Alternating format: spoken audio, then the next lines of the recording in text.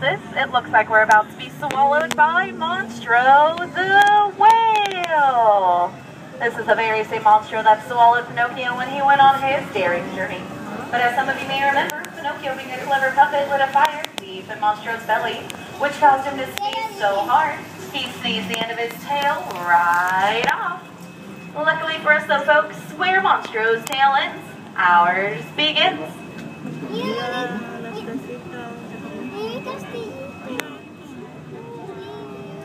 Now, just around the bend on our left, you'll see the cave of the Big Bad Wolf, where he huffs and he puffs all day long, trying to get to his friends. To our right, the three little pigs.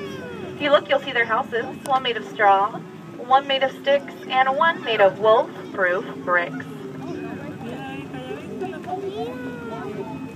I want some ducks. Now, just on up past this bridge on our left-hand side, you'll be able to see the quaint English village of Alice from Alice in Wonderland, who spends most of her days daydreaming by the watermill, till one day she fell down the rabbit hole to Wonderland, where things got curiouser and curiouser. To your right-hand side, in the center of the canal, is London Park. This is the same London Park Peter Pan took Wendy, John, and Michael flying over to get to the second start of the ride straight on till morning to Neverland. Straight ahead is the city of mystery and enchantment. This is the city of Agrabah, where Aladdin first met Princess Jasmine. But have no fear, for the only thing he was caught stealing the day that they met was Princess Jasmine's heart.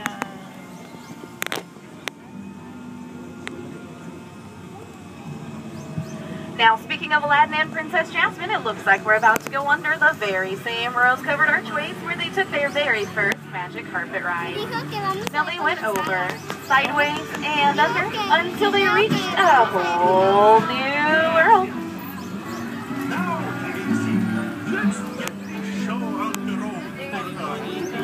And straight ahead is the very mysterious, the fantastic Cave of Wonders.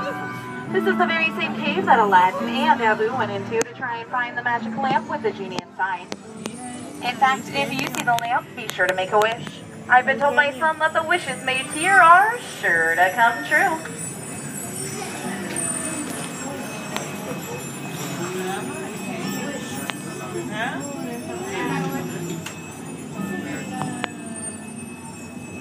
Now, speaking of wishes, if you look to your right-hand side, you'll see the cottage of a girl who wished that someday her prince would come, Snow White. And behind that is the mine of the 7 dwarfs, where they still whistle while they work. To your left is the same blue roof chateau Cinderella shared with her wicked stepmother and stepsisters. But have no fear, for she now lives in the beautiful castle on the very top of the hill with her Prince Charming, where she's been living happily ever after for all these years.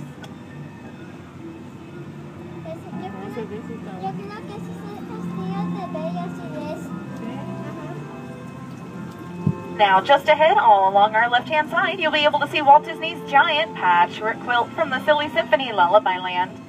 Now, the patchwork quilt here is made entirely of 23 different varieties of desert plants. And speaking of plants, in case you were wondering, all of the plants here in Storybook Land are indeed real. They grow no more than an average of 1 inch per year with special help from our Disneyland gardeners. And of course, a little extra special help from our head gardener, Tinkerbell, who helps to keep all these plants small with a little bit of her faith, trust, and of course, some pixie dust.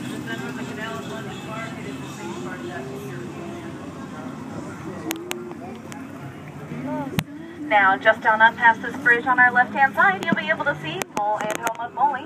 And just next to that, you'll see Toad Hall, home of Mr. Toad.